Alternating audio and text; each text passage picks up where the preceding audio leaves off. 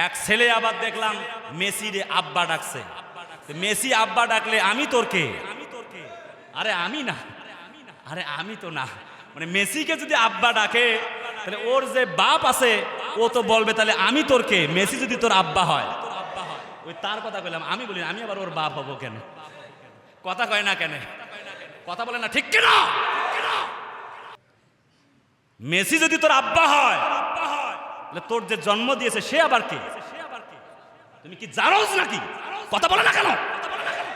জিকির মানে number 1 is, জিকির মানে হচ্ছে ইন্না নাহনু নাযালনা যিকরা ওয়া ইন্না লাহু লাহাফিজুন। জিকির মানে হচ্ছে আল্লাহর কোরআন। 2 নাম্বার আমরা বলেছিলাম জিকির মানে হচ্ছে আল্লাহর স্মরণ। 3 নাম্বার পয়েন্টে এসে আমরা কথা বলেছিলাম জিকির মানে হচ্ছে নামাজ। জিকির মানে কি? চিল্লায় কর না, জিকির মানে কি? নামাজ।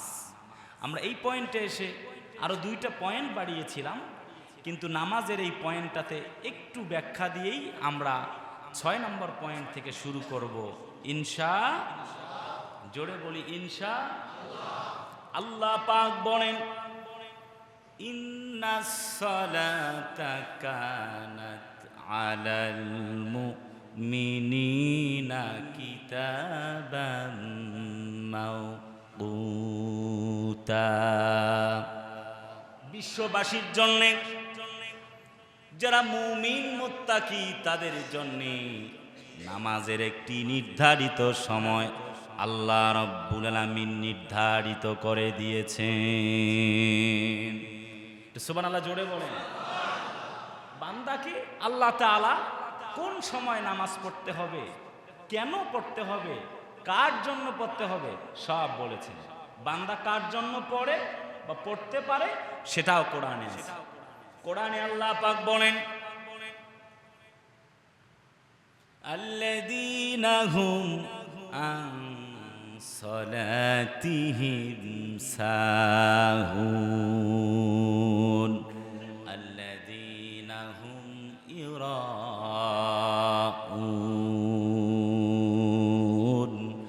ওয়া ইয়ামনাউনাল মাউন।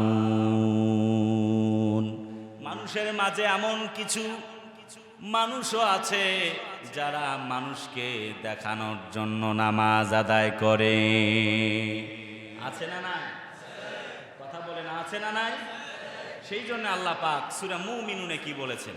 কোরআন বলে কদ আফলাহাল মুমিনুন আল্লাযীনা হুম ফি সালাতিহিম খাশিউন। ওই সকল মুমিনরা সফল কাম যারা তাদের নামাজে বিনয়ী, আল্লাহর জন্য নামাজ আদায় করে, মানুষকে দেখাবার জন্য নয়, শুধুমাত্র আল্লাহর জন্যে, আল্লাহর খুশু খুজুর জন্যে, আল্লাহ রাজি খুশির জন্যে আল্লাহর সামনে দাঁড়ায়া যায়। ওয়ারকাউ মা'আর রাকিঈন।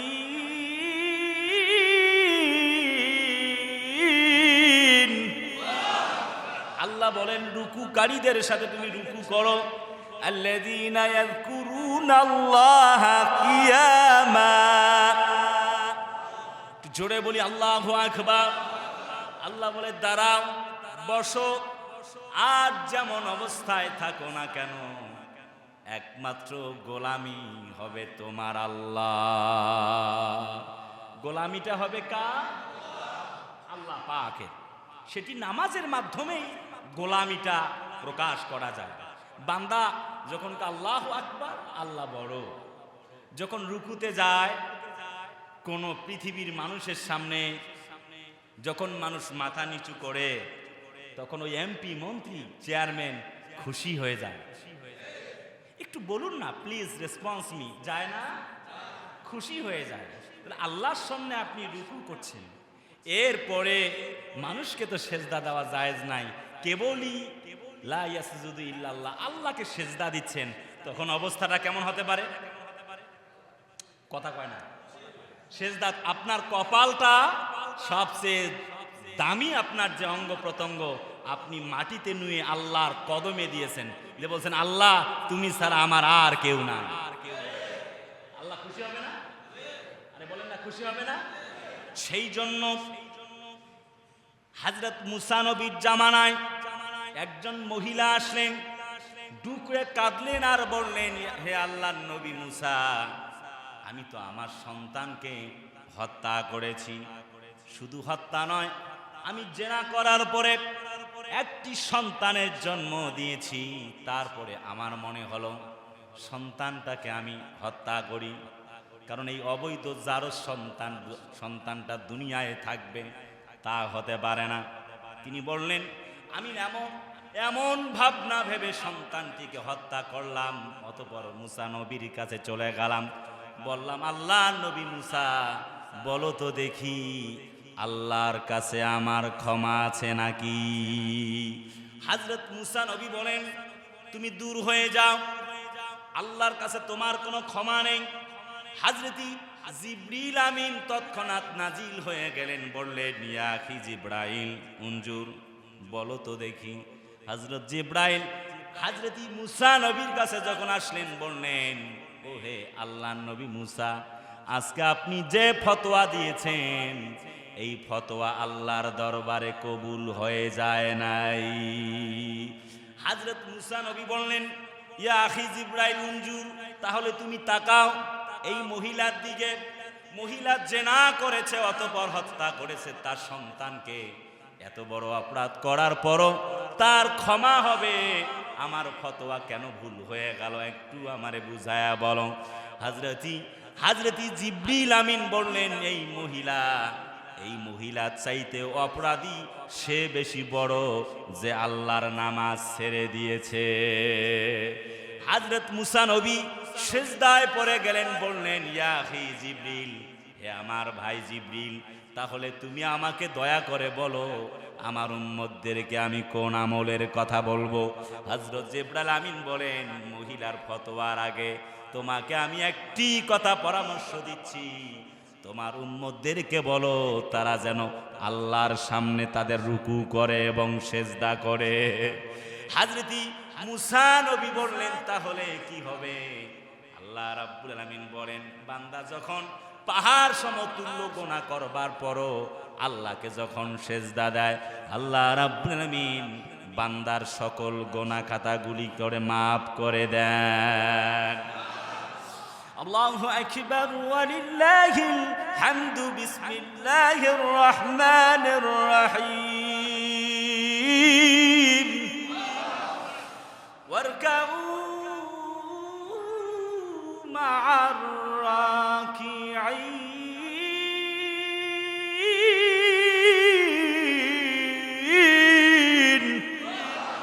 আল্লাহ বলে, রুকুকারীদের সাথে রুকু করো, আর যারা সেজদা দেয় ওয়াসজুদ ওয়াকতারিব, তারা তো আমার কাছের বান্দা বান্দি হয়ে যায়, তোমরাও তাদের সাথে রুকু করো এবং সেজদা করো।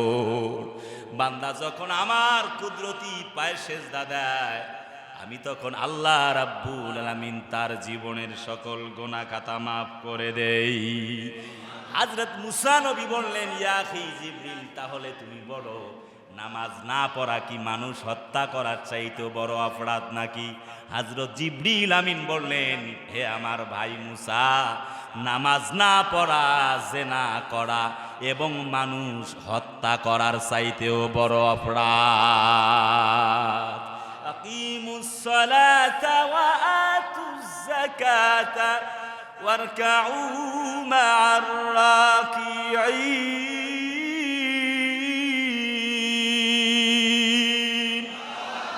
এই জন্য আল্লাহ বারবার বলেছেন, রুকু করো আর সেজদা করো। হযরত মুসা নবী বললেন, আমি বুঝতে পেরেছি, মহিলার ব্যাপারে এখন তুমি ফতোয়া বলো।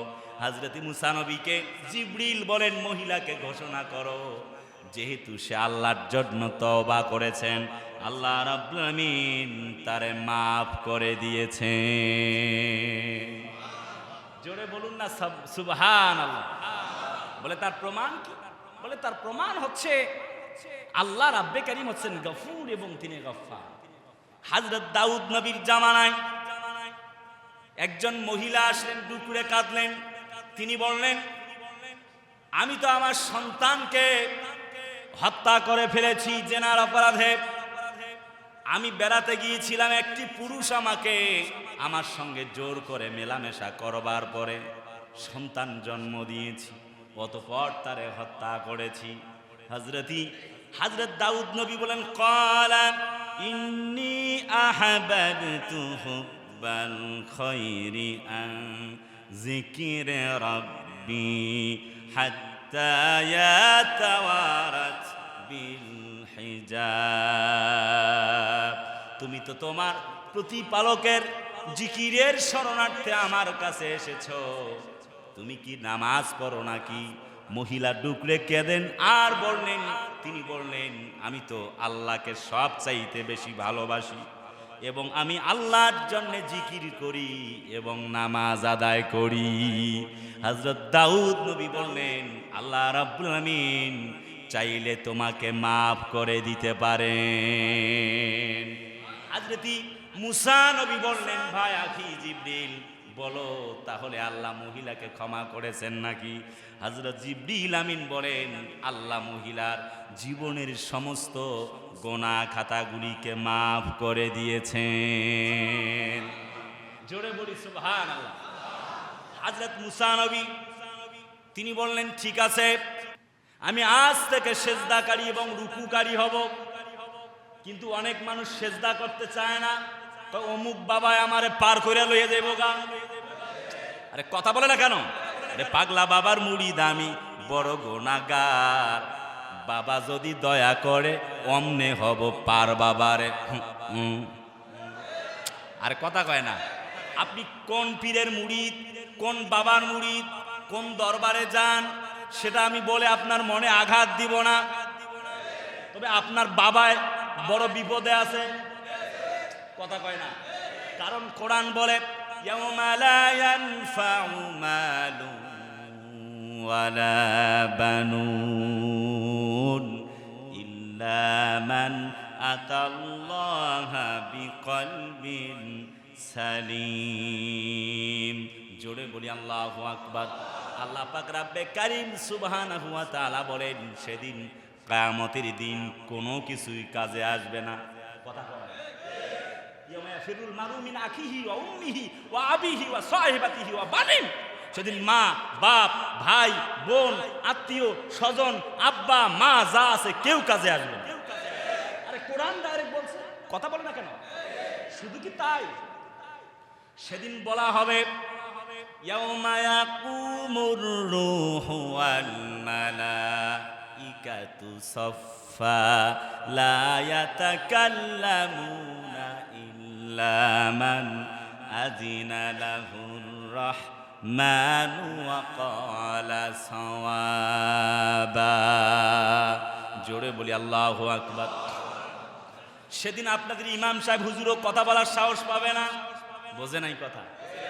তবে হ্যাঁ, আল্লাহ পাক বলেন, যদি আমি তাকে দয়া করি তখন তোমাদের ইমাম সাহেব কুদ্দুস সিদ্দিকী কথা বলতে পারবে, নসেত পারবে না।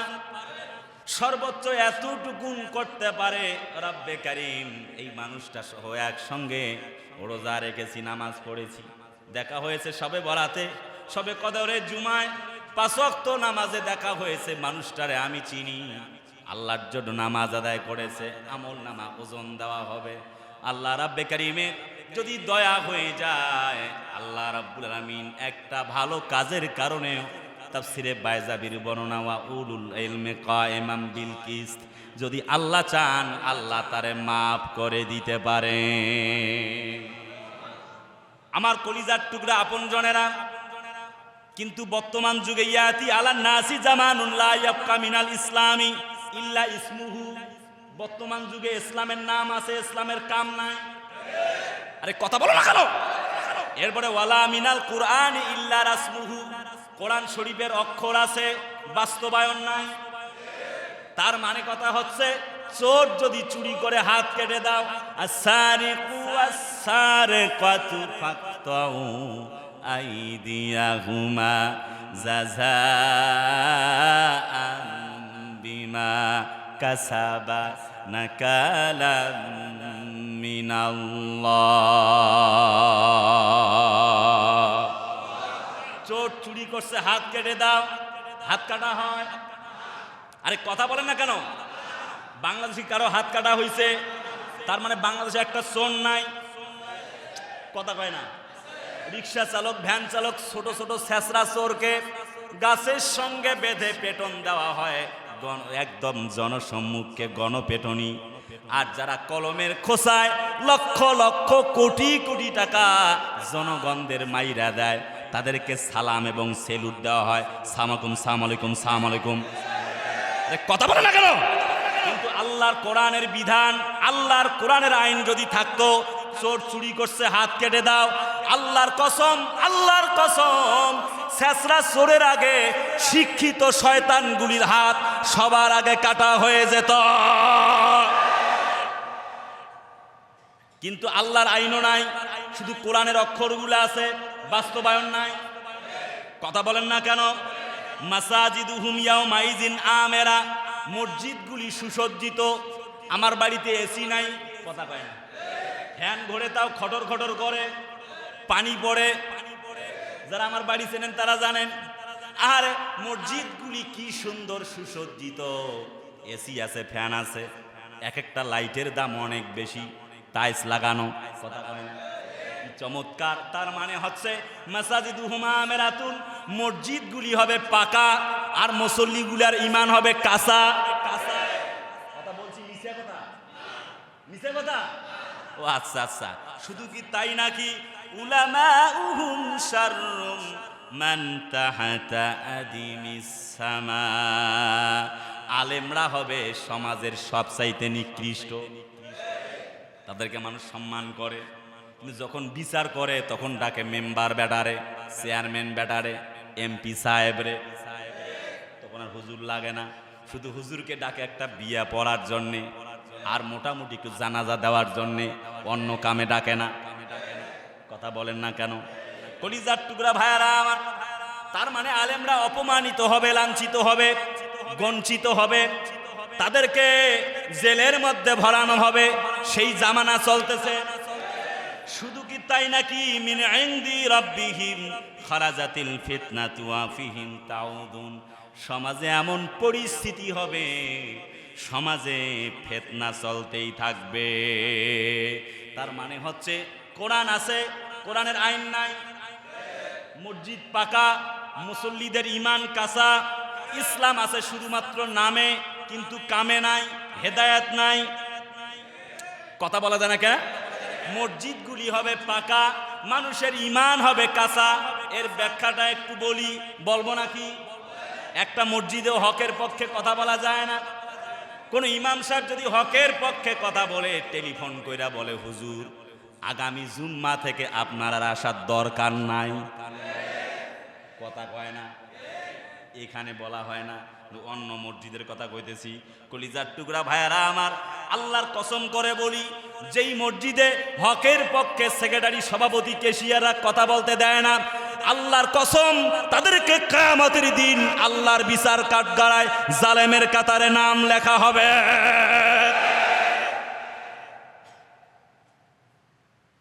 এই জমিনে মাপ পাবেন, তখন কেমনে মাপ পাবেন? কথা কয় না কে? তার মানে বলেন দেখি, রসমুহু শুধুমাত্র নাম থাকলে হবে না, কাম থাকা লাগবে। চোর চুরি করছে, হাত কেটে দাও, কোরআনের আইন এই সমাজে যদি বাস্তবায়িত থাকতো, আল্লাহর কসম, আল্লাহর কসম, ব্যবসায়ী ভাইয়েরা দোকানের শাটার খুলে বাড়িতে চলে যাইতো, একটা টাকার মালামাল হারানোর সম্ভাবনা ছিল না। কিন্তু আইন না থাকার কারণে আপনাদের খতিব সাহেব রুমের মধ্যে মোবাইল আর ট্যাব রাইখা খালি নামাজে নিচে নামছে, উপর থেকে ট্যাব আর মোবাইল হাওয়া হয়ে গেছে গা। কথা কয় না?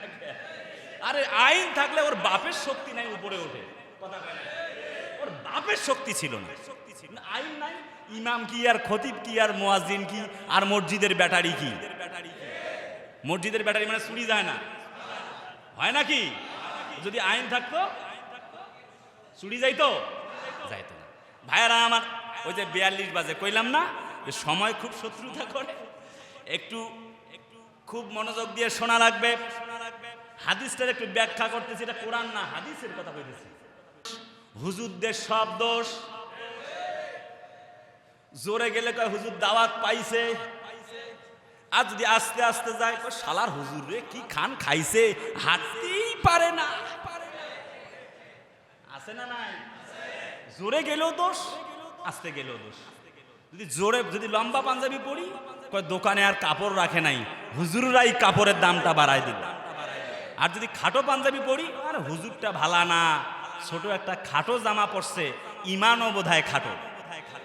কথা কয় না। আমরা যাব কোন দিকে? যত দোষ সব হুজুরদের, ওনারা আল্লাহর ফেরেশতা। ঠিক বলছি না ভুল বলছি? আর এই ব্যাখ্যা করলে চাকরি আবার চলে যাব। থাক, তাছে আপনাদের সাথে একটু কিছু কথা কইতেছি, আল্লাহ ভরসা। কলিজার টুকরা ভাইয়ারা আমার, কিছু রাম এবং বাম মিডিয়া আছে, হুজুরদেরকে পচানোর তালে থাকে, ইসলাম এবং মুসলমানদের বিরুদ্ধে হলে রিপোর্ট করে। আর যদি ইসলাম এবং মুসলমানদের পক্ষে কোনো কাজ হয়, ভালো কাজ হয়, সেগুলি রিপোর্ট করে না, সেগুলি প্রচার করে না। আছে না নাই? এদেরকে বলা হয় মিডিয়া সন্ত্রাস। যে সমাজে আলেম নির্যাতিত হবে সেখানে 6টি গজব নাজিল হবে। হাদিস শরীফ থেকে বলছি, তিরমিজির বর্ণনা। 1 নম্বরে ঘরে ঘরে ডায়াবেটিস হবে। আরে কথা কয় না কেন? আছে না নাই? কথা বলে না কেন? আছে না নাই? 2 নম্বরে হার্ট অ্যাটাক হবে। 3 নম্বরে যৌন শক্তি হারিয়ে ফেলবে। আরে হাদিস থেকে বলতেছি, তার প্রমাণ হিসেবে দেখবেন হারবালের poster, India herbal, Kalikata herbal. কথা কয় না? আছে না নাই? নাকি নাই? আছে নাই মানে দেওয়ালে দেওয়ালে ঝুলানো, আপনি চোখে দেখেন না। আছে নাকি? হ্যাঁ, এই তো বুঝে আইছি কলিজার ভাইয়ারা আমার। তার মানে হচ্ছে হারবালের বিভিন্ন পোস্টার দেওয়ালে দেওয়ালে দেওয়া আছে, তার মানে যৌন শক্তি আছে না গেছে? হ্যাঁ, ঠিক না মানে 100% ঠিক। শুধু কি তাই নাকি? 4 নম্বরে ভূমিকম্প বেশি হবে না? হয় না? শত শত বিল্ডিং ধসায় ফেলায় দেয় আল্লাহ, দেয় না?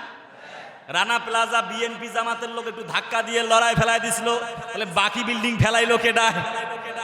কথা কয় না? আমি রাজনৈতিক কথা বলতেছি না, শুধুমাত্র এতটুকু বলছি। তার মানে বলেন দেখি, ভূমিকম্প হয় না? হয় না?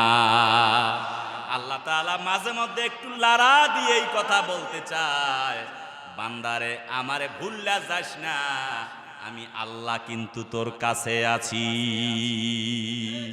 উদুনি আস্তাজিব লাকুম, বান্দারে আমারে ডাক, আমি তোর সাথে আছি। সুবহানাল্লাহ কোন? কলিজার টুকরা ভাইয়ারা আমার, 6 নম্বরে বৃষ্টি বন্ধ হয়ে যাবে। কথা বলেন, দেখবেন আপনারা এখন তো বৃষ্টির সিজন, এমন পরিস্থিতি মাঝে মধ্যে হয়ে যায় যখন বৃষ্টির সিজন না তখনও আমাদের পানির দরকার। এমন খরা হয়ে যায়, ফসল আদি নষ্ট হয়ে যায়।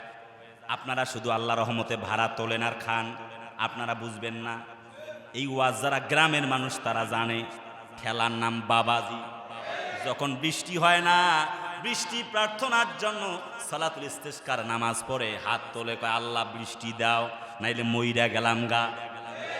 কথা বলে না কেন? কারণ আপনাদের কাছে মোটামুটি শীতকাল, গরমকাল, বৃষ্টিকাল, বর্ষাকাল, গ্রীষ্মকাল সবই সমান।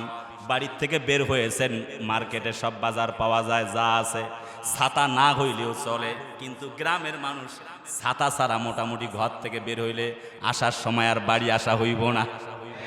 ভাইয়ারা আমার, আমি যে কথা বলতে চাচ্ছি তা হচ্ছে, এই সমাজের একক একক বাস্তবতা হলো, যদি সমাজে আলেম নির্যাতিত হয়, 6টা গজব আসবে। 6টা গজব থেকে বাঁচার জন্যে আল্লাহর যারা উলুল ইলমে কায়েমান বিল কিসত, যারা আলেম ওলামা, তাদেরকে সম্মান করা লাগবে। কারণ নবীজি বলেছেন, ইন্নাল উলামা ওয়ারাসাতুল আম্বিয়া, নিশ্চয়ই আলেমরা হলো নবীর ওয়ারিস। ঠিক কিনা বলেন? এবার আসছি নামাজে খুশু খুজুর কথা। নামাজে বর্তমান যুগে খুশু খুজু নাই, নামাজও পড়ে, মোবাইলও দেখে, গত জুমায় বলেছি। এরপরে যেই কথা বললাম, নামাজ যদি আপনি পড়েন তাহলে আল্লাহ পাক আপনাকে সৎ চরিত্রবান বানায়া দিবেন। আছে না নাই? নামাজ যদি পড়েন আপনার জীবনটা পরিবর্তন হয়ে যাবে। বর্তমান যুগে ইমাম তার সৎ আছে কিনা, চরিত্র ভালো কিনা, বউ ভালো কিনা এইটাও দেখে। মানে বউ সুন্দরের দিক থেকে ওইটা না, মানে পর্দা পুশিদা আছে কিনা, কি অবস্থা, হাল হকিকত কি, এইটাও দেখে। কিন্তু মুসল্লির অবস্থা ভালো না, কথা কয় না। আপনাদের কথা কইতেছি না, আপনারা ভালা। তার মানে হচ্ছে ইমাম সাহেবের চরিত্র দেখা হয়, কিন্তু মুসল্লিদের চরিত্র দেখার কেউ নাই। ব্যাপারটা দাঁড়াইলো হচ্ছে একজন নামাজি ব্যক্তি যখন নামাজ আদায় করে অটোমেটিক্যালি আল্লাহ রাব্বুল আমিন তার চরিত্র ভালো বানায়া দেন। তাহলে এইমাত্র ১-১.৫০০ মানুষের আমি ইমাম, আমার চরিত্র দেখার জন্য দূরবীন মেশিন লাগান, হুজুর কেমন, হুজুরের বউটা কেমন, কথা কয় না রে ভাই। কিন্তু এই যে ২-২.৫ লক্ষ মানুষের যিনি নেতা হবেন, মেয়র হবেন, তার তো ঘর বাড়ি, বউ বাল বাচ্চা ১৪ গোষ্ঠী পর্যন্ত দেখা দরকার। কথা বলেন না কেন? আমি যখন ভুল করি, যদি আল্লাহু আকবার বলে ৩ বার বলে, যদি আমি না শুনি, হাদিসের বর্ণনা গলা ধাক্কা দিয়ে ইমামরে বের করে পেছনে ফিরায় দাও। যদি তাই হয়, ১,৫০০ মানুষের ইমামরে যদি ৩ বার আল্লাহু আকবার বলার পর যদি না শোনে, ইমাম ভুল করার পরে, তাহলে গলা ধাক্কা দিয়ে পেছনে দেবার জন্য বলা হয়েছে। তাহলে ১,৫০০ মানুষ নয়, যিনি ২-২.৫ লক্ষ মানুষের ইমাম, একজন মেয়র, উনি যদি আল্লাহর পথ থেকে সরে যায়, তাহলে নামাজের শিক্ষা হচ্ছে ওই মেয়রকেও গলা ধাক্কা দিয়ে নামায় দেওয়া লাগবে। কোরআন বলছে, এটাই নামাজের শিক্ষা। কথা বলে না কেন? কারণ কোরআনে আল্লাহ পাক বলেছেন, কদ আফলাহাল মুমিনুন আল্লাযীনা হুম ফি সালাতিহিম খাশিউন। জোরে কোন দেখি আল্লাহু আকবার। আল্লাহ পাকের বক্তব্য, ওই সকল মুমিনরা সফল কাম যারা তাদের নামাজে বিনয়ী। আমি যাদের কথা বললাম, নামাজ আপনি পড়লে আপনার চরিত্র সুন্দর হবে, আমল আখলাক সুন্দর হবে। অমা উমিরু ইল্লা লিয়াবুদুল্লাহ মুখলিসিনা লাহুদ্দিন। জোরে কোন আল্লাহু আকবার। ভাইরা, ৪ নাম্বার, জিকির মানুষকে আনুগত্যশীল বানায়। আপনি ঘুমাতে যাচ্ছেন, বিসমিল্লাহে আমুতু ওয়া আহইয়া, আল্লাহ তোমার নামে ঘুমাচ্ছি, আমার জীবন এবং মরণ তোমার। আরে ভাই, একটু আওয়াজ না দিলে বুঝে যাবে না তো, আমি বুঝতে, ঠিক কিনা বলেন? এই দোয়া পড়লাম, আল্লাহকে বললাম জীবন মরণ সব তোমার হাতে। আর যুবকরা তো গান গায়, আমার জীবন মরণ শেফালির হাতে। আরে জোরে কেন, নাউজুবিল্লাহ। তাহলে আমরা ঘুমাতে গেলাম, বিসমিল্লাহে আমুতু ওয়া আহইয়া, আল্লাহ তোমার নামে ঘুমাতে যাচ্ছি, জীবন এবং মরণটা তোমার হাতে। আল্লাহ বলে, বান্দারে সারা রাত ঘুমা, আমি আল্লাহ তোর জিকিরের সওয়াব তোর আমল নামায় দিয়া দিব। এর নাম জিকির। বাথরুমে গেছেন, 15 মিনিট লস হয়েছে, আপনি বাথরুমে ঢোকার সময় দোয়া পড়েছেন, আল্লাহ বলে আমার ফেরেশতা নিযুক্ত আছে, বান্দা তুমি বাথরুম সারো, কিন্তু ফেরেশতারা তোমার জন্য সওয়াব লিখতেছে। এর নাম জিকির। আনুগত্য জীবনের সকল ক্ষেত্রে। কলিজার টুকরা ভাইয়ারা আমার, বন্ধুরা আমার, শুধু কি তাই, সন্তান নিজ হাতে কোরবানি দিচ্ছেন হযরতি ইব্রাহিম নবী। আনুগত্য ছিল আল্লাহর জন্য। আল্লাহ বলছে, শোনো ইব্রাহিম, তুমি কি আমি আল্লাহর জন্য এগ্রি আছো? হযরত ইব্রাহিম নবী আলাইহিস সালাম জিকিরে ফিকিরে বলছে, আল্লাহ তুমি ছাড়া আমার আর কে আছে? তোমার চাইতে আর বড় আনুগত্য পাওয়ার কেউ নাই, অতএব আমি তোমার হয়ে গেলাম। আল্লাহ বলে, আমিও তোমার হয়ে গেলাম। সুবহানাল্লাহ কি আসতে না জোরে? ইউসুফ নবীকে জেলে দেওয়া হলো। তিনি বললেন, আহাব্বু সিজনি ইলাইয়া মিম্মা ইয়াদউনানি ইলাইহি, আমার জন্য জেলখানায় ভালো। আমি আল্লাহর জিকিরে ফিকিরে থাকতে চাই, জীবনটা আমার তার জন্য। আল্লাহ পাক তাকে জেলখানা থেকে প্রধানমন্ত্রী বানায় দিয়েছেন, আজিজে মিশর বানায় দিয়েছেন। কথা বলে না ঠিক কিনা? আল্লাহর জিকির কোথায় নিয়ে যায়? হযরত মুসা নবী বললেন আমার রব সায়াহদিনী, আমি তার জিকির করছি।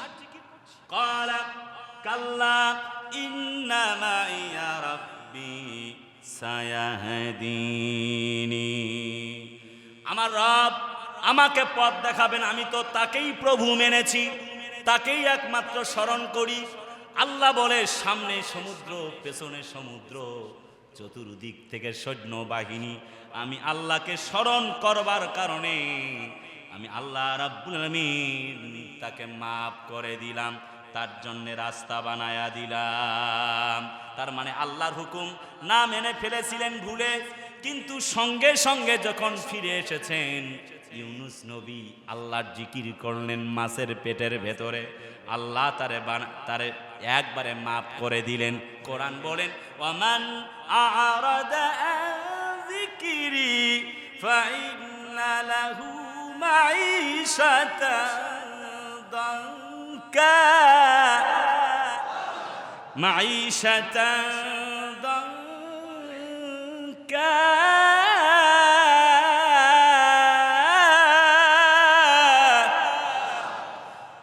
ونحشره يوم القيامة أعمى قال رب لما حشرتني أعمى وقد كنت بصيرا।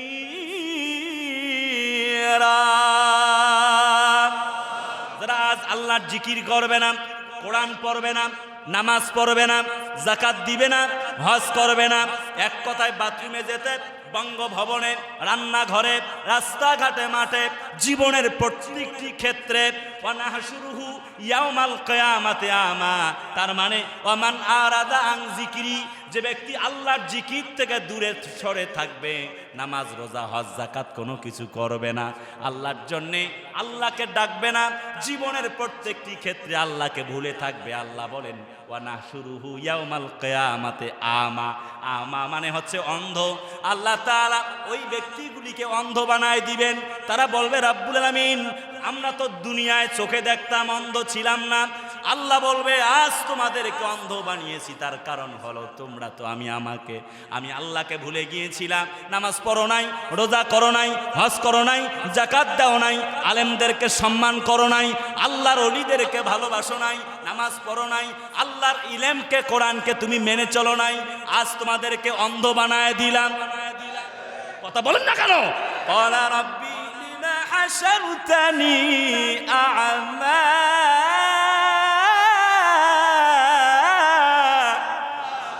জোরে বলি আল্লাহু আকবার। আজ তুমি যতই চিল্লাও কোনো লাভ হবে না, তোমার জীবনকে আমি আল্লাহ বরবাদ করে দিলাম। 5 নম্বর পয়েন্ট, আল্লাহর স্মরণ। জিকির মানে হচ্ছে জিহ্বায় আল্লাহর স্মরণ, তার মানে কালাম ফাইদা কাদাইতুমুস সালাতা ফাযকুরুল্লাহা কিয়ামান ওয়া কুদান ওয়া আলা জুনুবিহিম, জোরে বলি আল্লাহু আকবার। যারা শুয়ে বসে জীবনের প্রত্যেকটি ক্ষেত্রে আল্লাহর জন্য জিকির করে, তখন আল্লাহ রাব্বুল আলামিন বলেন আমি মনিব তার জন্যে জিম্মাদার হয়ে যাই। একটা কুকুর কখনো ন্যায় অন্যায় দেখে না, কথা কয় না, ভালো মন্দ অত বোঝে না, শুধু মালিকের একটু হার খায়। নতুন একজন মেহমান আইছে, চিল্লা চিল্লি শুরু করে লাইছে একবারে, একটু কথা কন না কেন? তার মানে হচ্ছে আল্লাহ বলছে নামাজ পড়ো, রোজা রাখো, হজ করো, যাকাত দাও, যত কষ্টই হোক, ইবাদত ভালো লাগুক আর না লাগুক, তিতা লাগুক আর মিঠা লাগুক, আল্লাহ অর্ডার করেছে, তার মানে ইবাদত বন্দিগি করাই লাগবে। আল্লাহ বলছে শোনো শোনো, আকিমুস সালাত, নামাজ আদায় করো। ফজরের আজান হয়েছে, যখন মুয়াজ্জিন আল্লাহু আকবারের আজান দিয়েছে, আল্লাহু আকবার, আল্লাহু আকবার, জোরে কোন আল্লাহু আকবার। মুয়াজ্জিন আল্লাহু আকবারের আজান দিয়েছে, বলেছে আসসালাতু খায়রুম মিনান নাউম।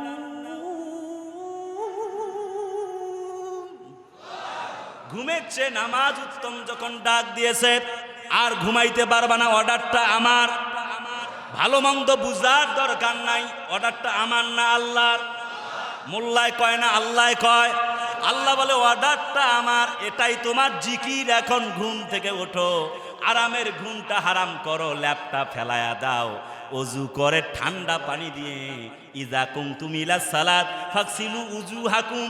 এখন আসো নামাজের জন্য অজু করো, নামাজে দাঁড়ায় যাও, আমি আল্লাহ তোর জীবনের সকল গোনা খাতা মাফ করে দিব। কলিজার টুকরা ভাইয়েরা আমার, তার মানে হচ্ছে একটা কুকুর পর্যন্ত ন্যায় অন্যায় দেখতে চায় না, শুধুমাত্র মালিক একটু হার খাওয়ায় জন্যে। আর আল্লাহ কমপক্ষে প্রত্যেক দিনে 3 লক্ষ টাকার বেশি অক্সিজেন দেয়, ফ্রি টক টাইম। কিন্তু বান্দা আল্লাহকে ভালোবাসতে চায় না, কিন্তু বুড়া বয়সে এসে আল্লাহর সাথে লাগায় মিল। যখন ছিল চামড়া টাইট, তখন আল্লাহর সাথে করে ফাইট। যখন চামড়া ঢিল, তখন আল্লাহর সাথে দেয় মিল। আল্লাহ কয় এখন শয়তানি করতেছো, আগে শয়তানি করছো, এখন যতই তুমি আল্লাহ বিল্লাহ করো, তোর বুড়া বয়সে নামাজ পড়লে কি আর না পড়লে কি লাভ হবে না। যখন সুখের সময় এলো, এত কিছু ইনকাম করলেন, সন্তান আপনাকে দেখতেছে, বাড়ি গাড়ি করেছেন, সব কিছু আছে, সুখের সময় এলো তো আয়ুটা, জান পাখিটা চলে গেল। বয়স কত হয়েছে আর দেখার টাইম নাই। 2 দিন আগে আমি গ্রামে ছিলাম, রাতে এসেছি, 2 দিন আগে একটা 17 বছরের এক যুবক মারা গেছে। কিছুই করার নাই, সে কি জানতো আমি মারা যাব? কত স্বপ্ন বুনেছে। জিকির জীবনের প্রত্যেকটি ক্ষেত্রে আল্লাহর স্মরণকে জিকির বলা হয়। আপনারা সকলেই সে কাহিনী জানেন। হযরত আব্দুল কাদের জিলানী রাহিমাহুল্লাহ, তিনি পথ দিয়ে চলছেন, on the way, once upon A time, কোনো একদিন তিনি যখন যাচ্ছেন, this is long history, just I am try to success this history. This history is most important subject for ours. এই হিস্ট্রিটা, এই কাহিনীটা আমাদের জন্য অনেক ইম্পর্টেন্ট, বিকজ কোরআন যে বর্ণনা করেছে, this is the book where there is no doubt in it who those are from মুত্তাকিন। Dear brothers and sisters, attention please. যেটি বলবার চেয়েছি সেটি হচ্ছে এই হিস্ট্রিটা, এই ইতিহাসটি আমাদের জন্য গুরুত্বপূর্ণ, কিন্তু সময় কম, সংক্ষেপ করে জাস্ট অনলি সামারাইজ করছি, সংক্ষিপ্ত করছি আপনাদের বোঝার জন্য। বন্ধুরা, তিনি চলছেন, ডাকাতের কবলে পড়েছেন, ডাকাতরা সব কিছু নিয়েছে। তিনি বললেন আমার জামার আস্তিনের ভেতরে আরো কিছু স্বর্ণ মুদ্রা আছে। চোর ডাকাতরা তার জামা আর একটু উপরে তুললেন, পাজামা তুলে স্বর্ণ মুদ্রাগুলি নিলেন, 40টি স্বর্ণ মুদ্রা। ডাকাত বলছে বেটা, আমরা তো যা পেয়েছি তোমার ব্যাগ বস্তায় সব লইছি, তুমি আবার তোমার গোপনে যা ছিল তাও বললা কেন? ইমামে হযরত আব্দুল কাদের জিলানী রাহিমাহুল্লাহ বলেন, আমার মনে হয়েছে তোমাদের জন্য এটি প্রয়োজন, তুমি ডাকাতি করবার জন্য এসেছো, তোমরা তো ডাকাতেরই দল, আমি মিথ্যা বলবো কেন? আমার মা বলেছেন কখনো মিথ্যা কথা বলা যাবে না, সব সময় আল্লাহকে ডাকবে, জিকিরে ফিকিরে থাকবে। যদি তোমার মনে হয় আমার যা সম্পদ আছে তুমি তাই নিয়ে যাও, আমি তো মিথ্যা বলতে পারি না। তোমরা জিজ্ঞেস করেছো আর কিছু আছে নাকি? আমি তো আল্লাহর একজন জাকের, আমি তো জিকিরকারী, সেজন্য আমি তোমাদেরকে বলে দিলাম।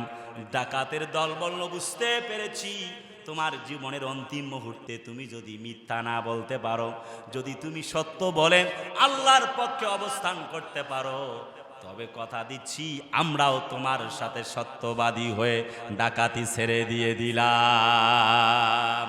কুনু মা'আস সাদিকিন।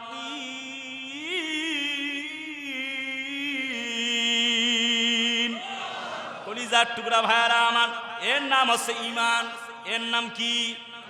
আরে চিল্লায় কন্যা, এর নাম কি? শুধু কি তাই নাকি বর্তমান যুগের যুবক আর ইমামে আব্দুল কাদের জিলানী কি এক নাকি? আরে কথা কয় না কে? রং নাম্বারে পরিচয়, এরপরে ফ্রেন্ড রিকোয়েস্ট, তারপরে ফ্রেন্ড রিকোয়েস্ট অ্যাকসেপ্ট মানে কনফার্ম, কথা কয় না। তারপরে প্রেম, কিছুদিন পরে বিয়া, 6 মাস পরে তালাক। কথা না বুঝলে কি কইতাম? যুবকদের অবস্থা কইতেছি। আব্দুল কাদের জিলানীর অবস্থা কি আর এই যুবকদের অবস্থা। মাসুদ তুমি ভালো হইলা না, তোমাকে আমার কাদের চাচা এত কইলো মাসুদ ভালো হয়ে যাও, তুমি ভালো হইলা না। মাসুদ ভালো হয়ে যাও, ভালো হইতে পয়সা লাগে না। ফেসবুকে, মেসেঞ্জারে, ইউটিউবে, ভাইবারে, হোয়াটসঅ্যাপে চ্যাটিং ফিটিং করে অতপর প্রেম শুরু হলো। তারপরে মা বাপকে না জানিয়ে বিয়ে করলো। এই বিয়ে তো টিকবে না বাবু, তোমার 2 দিন পর 24 ঘন্টা ঝগড়া লাগবো, তোমার ধরে আবার পিটাইবো। কথা কয় না, এখনো তো বোঝো নাই। এক যুবক আমারে ফোন দিয়েছে, কয় হুজুর আমার মরা ছাড়া উপায় নেই। বললাম কাহিনী কি? কয়েক বেটির লগে প্রেম করেছি, এখন সে আর এক বেটার লগে তার বিয়ে হয়ে গেছে গা, আমার তো আত্মহত্যা ছাড়া উপায় নেই। বললাম তুমি যেই বেটির লাইগে আত্মহত্যা করতে চাও, তুমি কি মেয়ে মানুষের চেনো? ওদের মন হচ্ছে আসমানের মেঘমালার মতো, কখনো দক্ষিণে, কখনো পশ্চিমে, কখনো উত্তরে, কখনো হচ্ছে পূর্বে। কথা বলে না কেন? তোমার টাকা আছে, তোমাকে বলবে আই লাভ ইউ। তোমার টাকা ফুরিয়ে গেলে তোমাকে বলবে আই হেট ইউ। ঠিক কিনা?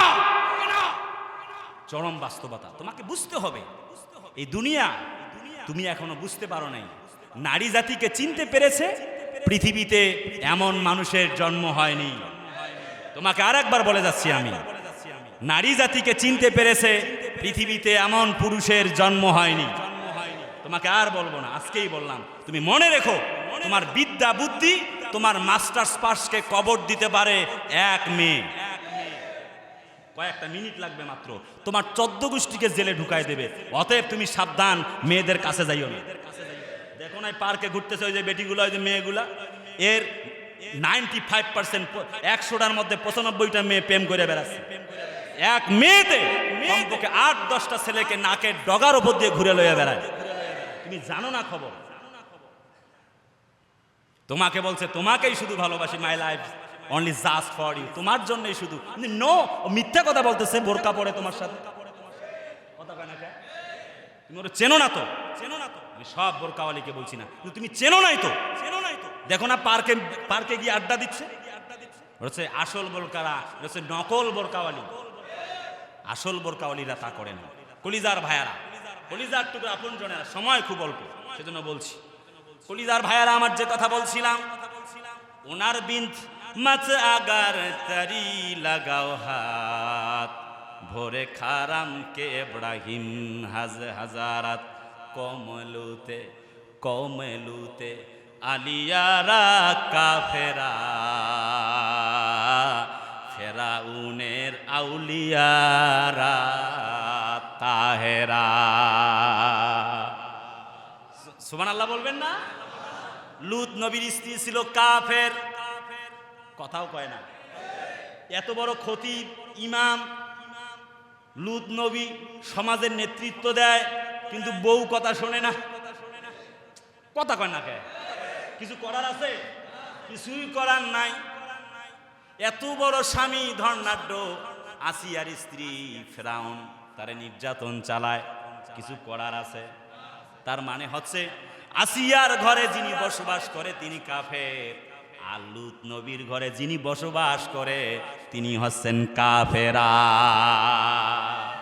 অতএব তোমাকে জীবন সঙ্গিনী যখন তুমি খুঁজবা, যুবক, তোমাকে খুব ভালো করে মেয়ে 14 গোষ্ঠী দেখা তারপরে বিয়ে করা লাগবে। মেসেঞ্জারে হাই কইলো, হাই জান পাখি তুমি কেমন আছো, আর তুমি গইলা গিয়া একদম হাই ঠিক আছে সোনা পাখি আমিও ভালো আছি। অতবার প্রেম, চ্যাটিং ফেটিং, 6 মাস পরে বিয়া, তারপরে তালাক খাইয়া বাড়িতে পইরে আসো। লেখাপড়াও শেষ, বাপের যা ধন সম্পদ ছিল তোমার কাছ থেকে 2-4 লাখ টাকা কামাইলো, বেটি চলে গেছে আর এক বেটার লগে। এই কাজ কইরো না সোনা, কলিজার টুকরা বন্ধু, তোমাকে বলছি 1000টা বিচার আমি করি, তোমাকে বলছি আল্লাহর কসম এই কাজ কইরো না। কোনো মেয়ের সাথে প্রেম করতে যাইও না, সুখী হইতে পারবা না। যদি সুখী হও তাহলে কোরআন মিথ্যা হয়ে যাবে। তুমি যাইও না, তোমাকে আমি নিষেধ করলাম তোমার হুজুর হিসেবে, তোমাকে আমি অনুরোধ করলাম, যদি কাউ 2টা পা ধরেন তোমার 2টা পা ধরলাম, আইসো প্রেম করতে যাইও না। প্রেম করতে যাইও, কথা কেন করে তুমি সাকসেস দিতে পারবা না। সাকসেস হইতে পারবা না। মা বাপ যেখানে দেয় সেখানে যাইও, তোমার ভালো হবে। আমি তোমাকে অনুরোধ করে কইলাম তোমার ভালো হবে যদি তুমি আমার কথা মানো। যাক কলিজার টুকরা ভাইয়ারা, 6 নাম্বার জিকির মানে হচ্ছে ইবাদত। এবার আসি আব্দুল্লাহ বিন মুবারক হজ করতে যাবেন, পাশের বাড়ির এক বাচ্চার সঙ্গে তার সন্তানের দেখা হয়েছে। চেয়েছে, তারা গোস্ত খাচ্ছে, তার সন্তানকে গোস্ত দেয়নি। ওই যে বললাম না সময় কম, সংক্ষেপ বলতে হবে। গোস্ত দেয়নি, সন্তান এসে কাঁদতেছে। তিনি বললেন কে তোমাকে গোস্ত দেয়নি? বাড়িতে চলে গেলেন পাশের বাড়িতে। কেন গোস্ত দাওনি? সংক্ষেপ করে বলছি। বলে উজিরে আজম, হুজুর আমাদের, আপনি এই এলাকার সব থেকে বড় হুজুর, এই এলাকার লোকেরা আপনাকে একটা মজলিসে পেলে তারা চাঁদকে পাওয়ার মতো মনে করে, কিন্তু হুজুর গো আমরা তো মরা গরুর গোস্ত খাচ্ছিলাম, আপনি তো এমন গোস্ত খেতে পারেন না, জন্যে আপনি তো এমন পরিবারও না আপনার সন্তান মরা গরুর গোস্ত খাবে। তাফসিরে বাইজাবির বর্ণনা, ফতোয়ায় স্বামীতে এসেছে মরা গরুর গোস্ত তখন খাওয়া যেতে পারে জীবন বাঁচানোর তাগিদে অল্প সামান্য পরিমাণ, যখন খাবার গ্রহণের কোনো অন্য সুযোগ নাই, খাবার নাই, পানীয় নাই, ঠিক তখন। আমি তো আপনার সন্তানকে এমন খাবার দিয়ে অপরাধ করতে পারি না। এবার আব্দুল্লাহ বিন মুবারক আর দেরি করলেন না, বাড়িতে চলে গেলেন। থলেতে যা ছিল, যতগুলি টাকা ছিল হজের জন্য, সবগুলি তিনি দিয়ে দিলেন। এবার হজের মৌসুম চলছে, হজ শেষ করে তার একজন বন্ধু ফিরে এলেন, বলেন আব্দুল্লাহ বিন মুবারক কবে তুমি আসলে? আমার আগে কিভাবে আসলে বলো, বলো তো তুমি কবে আসলে, একটুখানি আমারে খুলে বলো। আল্লাহর বান্দা আব্দুল্লাহ বিন মুবারক বললেন কেন ভাই, আমি তো এবার হজে যাবার সুযোগ পাই নাই।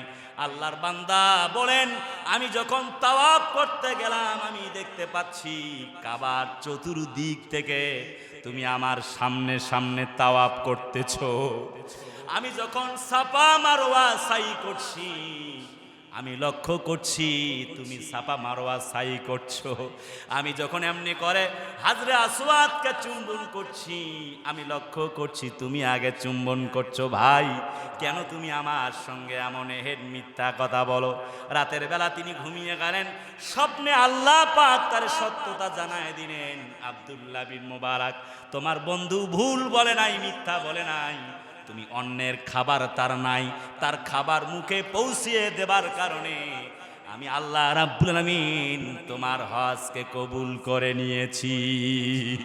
ওমা রামাইতা ইয রামাইতা ওয়ালাকিন্নাল্লাহা রামা। জোরে বলি আল্লাহু আকবার। বন্ধুরা, কলিজা টুকরা আপনজনেরা, সমাপনী শেষ কথা হলো যুবকরা আব্দুল্লাহ বিন মুবারকের মতো হয়। ওরা তা না হয়ে মানুষের মুখে খাবার, এই যে বন্যা চলছে চট্টগ্রামের মাটিতে, তাদের মুখে একটু খাবার, তাদের মুখে একটু হাসি, তারা ভিক্ষা চাচ্ছে এরকম না, তারা খাবার না খেয়ে পড়ে আছে তাও এরকম না, তারা পানিবন্দী এই ধনী মানুষগুলাও আজ গরিব হয়ে গেছে। তুমি একটু তার পাশে যাও, আল্লাহ তোমার পাশে চলে যাবে। তুমি তা না করে Argentina, Brazil, German, Spain, France এগুলির পতাকা মাইলের পর মাইল কিনে এনে ঝুলাও, আল্লাহর কসম তোমার জন্য গজব অপেক্ষা করছে। এক ছেলে আবার দেখলাম মেসির আব্বা ডাকছে। মেসি আব্বা ডাকলে আমি তোর কে? আরে আমি না, আরে আমি তো না। মানে মেসিকে যদি আব্বা ডাকে তাহলে ওর যে বাপ আছে ও তো বলবে তাহলে আমি তোর কে? মেসি যদি তোর আব্বা হয়, ওই তার কথা কইলাম, আমি বলি আমি আবার ওর বাপ হবো কেন? কথা কয় না কেন? কথা বলে না, ঠিক কিনা? মেসি যদি তোর আব্বা হয় তাহলে তোর যে জন্ম দিয়েছে সে আবার কে? তুমি কি জানোস নাকি? কথা বলে না কেন?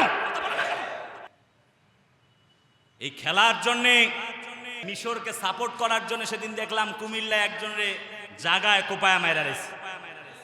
শুধু কি তাই, পৃথিবীর ইতিহাসে কোথাও এরকম ইতর মানুষের জন্ম হয়েছে বলে আমার জানা নাই, কেবলমাত্র বাংলাদেশেই মনে হয় সম্ভব। দুঃখজনক হলেও সত্য, মানুষের অবয়বে এই মানুষগুলি মানুষ, প্রকৃতপক্ষে এরা মানুষ নয়, এরা হচ্ছে এই জমিনে বসবাস করে এরা হচ্ছে হায়েনার চেয়েও খারাপ। বিশ্বাস করো, এই খেলাকে কেন্দ্র করে মারামারি কাটাকাটি করে তোমার কি লাভ? যেই মেসি, যেই আর্জেন্টিনাকে তুমি সাপোর্ট করো, সে আর্জেন্টিনা ইসরায়েলকে সাপোর্ট করে। যেই ইসরায়েল আমার মুসলমানদেরকে হত্যা করছে, মারছে, জমিন থেকে শিশু, বয়োবৃদ্ধ, জ্ঞানবৃদ্ধ, মা বোন, আমার সন্তানগুলিকে জবাই করছে। অতএব তোমাকে আমি অনুরোধ করছি, তুমি এই কাজগুলি করো না, আল্লাহর হস্তে ফিরে আসো। আবার কালকে আমাকে ফোন দিয়েছে একজনে, হুজুর বলছে, হুজুর আর্জেন্টিনা জিতলে আমি খুশি হই, আবার ব্রাজিল জিতলে আমার বউ খুশি হয়। হুজুর এখন আমার উপায়টা কি? যখন আর্জেন্টিনা জেতে তখন আমি তারে বাড়িতে থাকতে দেই না, আবার তার ব্রাজিল জিতলে আবার আমার ঘর থেকে বের করে লায়। এই হলো অবস্থা। আপনাদের কার কার ঘরে এই অবস্থা আছে? হাত তোলেন দেখি। এই মিয়া সাহেব, সমস্যা আছে নাকি ঘরে? যাক, সময় মেলা হয়ে গেল, ঠিক আছে, আল্লাহ হাফেজ। যতটুকুন কথা বলেছি আল্লাহ আমাদের সকলকে মানার তৌফিক দান করুন। আসসালামু আলাইকুম রহমতুল্লাহ।